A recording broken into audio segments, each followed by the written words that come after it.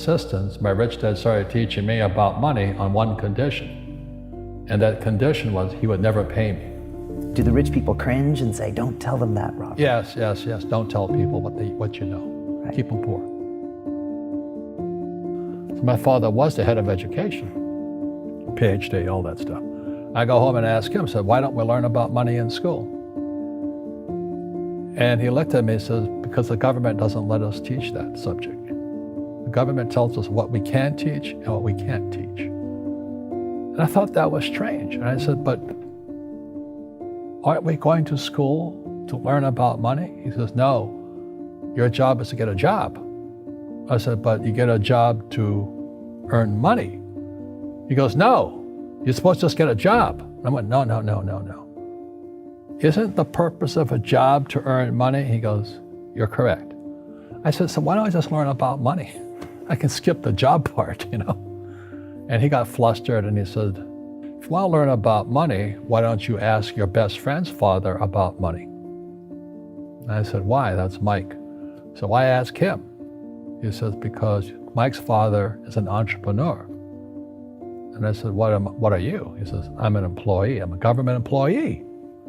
I went, oh, what's the difference? He says, the difference is an entrepreneur must know about money, or they're no longer entrepreneurs. And he says an employee doesn't have to know anything about money, because the government will take care of them, the company will take care of them. So I'm all confused. But I took my dad's advice and I trundled over to Mike's father's office and knocked on his door and I said, hey, I'm here, 9 years old. Teach me about money. He says, beat it, kid, you know. But that's where the story of Rich Dad, Poor Dad started.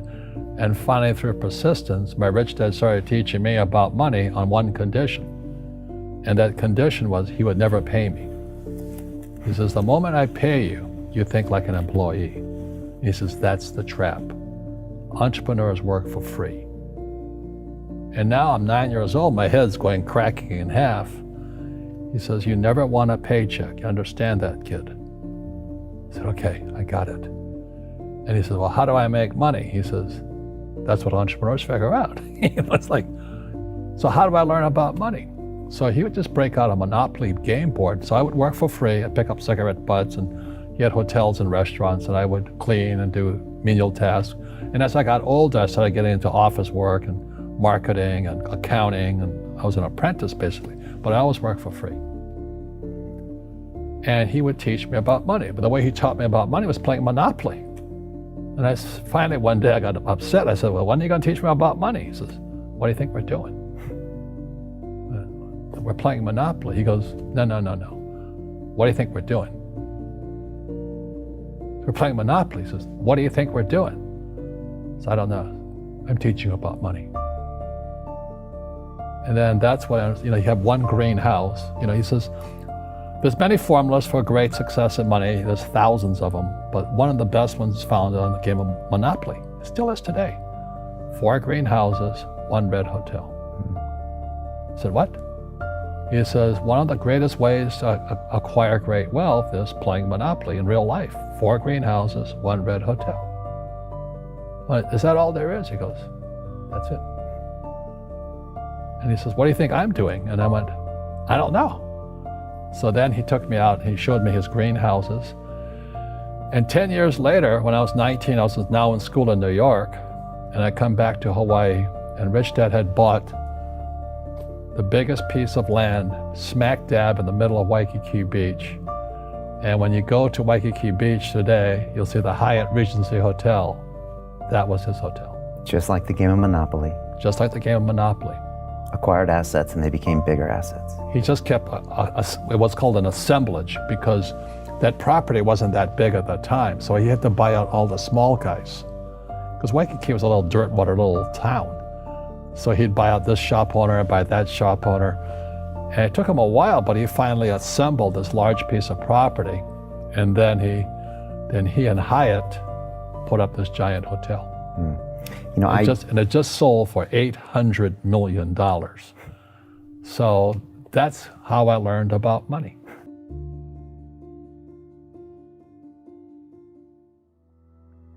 I've had financial crashes. I've had people stab me in the back. but they're all good because I grow from it. That's spirituality. Right. You know, people who are afraid of making mistakes, like they teach in school, they don't ever grow. Because spirituality is there's good and there's bad, there's right and there's wrong, there's up and there's down. Most people only want to be right, they only want to be positive. Well, you can't have that. That's not reality. Well, I wasn't poor by most people's standards, but I came from a family with a poor attitude, if you know what I mean. Because rich, poor, middle class, poverty starts with a fundamental attitude. Poverty is passed on. It's taught in your families. And middle class is taught in families. And so the people right now who are sitting at home, who are struggling financially or worried about money or unhappy, they may be making a lot of money, but unhappy with what they're doing, it was probably taught to you. You know, your superego was taught, get a job, work hard, or you'll never be rich, or the rich are evil, or whatever. The school system will never teach you about money. The school system was designed to teach you to be an employee, which is important, or a doctor or a lawyer, a specialist, but never about money. And what most people lack is real business knowledge, like accounting, you know, like debt, like taxes. You got to know that stuff, but they don't teach it in school to anybody. So, and then when people ask me, how did your rich dad learn this when your poor dad, a PhD, didn't? And the answer is very simply, my rich dad, who's my best friend's father, his father died when he was 13. So his rich dad had this family business at 13 to run. So he had to drop out of school, which was his blessing. You know, there's blessings, and you know, sometimes the blessing doesn't look like a blessing, but it turned out to be a blessing. And then his teachers became his bookkeeper, his accountant, his attorney, his banker, his real estate agents. So he has what I call real teachers, not these fake teachers in school. You see, most teachers in school, they're out of ethics. They teach subjects they themselves don't practice. I asked the teacher, I said, you know, I'm in my third year of calculus now. It was called strength of materials. I said, am I ever going to use this stuff? He goes, no. You know, I said, why do you teach it? He says, because I get paid. I said, do you ever use it? He goes, no. And that's why, you know, you have to, in life, one of the things I suggest to people, you got to find a real teacher versus a fake teacher.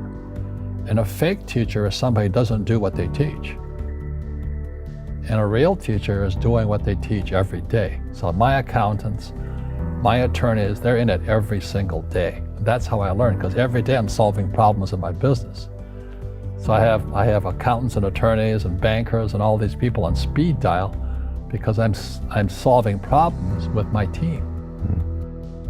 I see you giving this knowledge out, and Yeah. do the rich people cringe and say, don't tell them that, Robert? Yes. Don't tell people what you know. Right. Keep them poor. But, you know, unfortunately, the poor, as was in the Bible, I'm not real religious, the poor will always be amongst us because it starts up here. Right, it's that fear mentality. It's in their words, you know, and the words become flesh. Again, I'm not really religious. I flunked out of Sunday school also. But when they say I can't afford it or I can't do that, they go down. They become what they say. My PhD daddy says, what do you think I am, made of money? I can't afford that. And my rich dad would say, that's why he's poor. Poor people say, I can't afford it, I can't do that, I don't have time.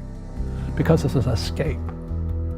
It's an escape, you know what I mean? It's easy to say, I can't afford it. And your rich dad used to say what instead of, I can't afford it?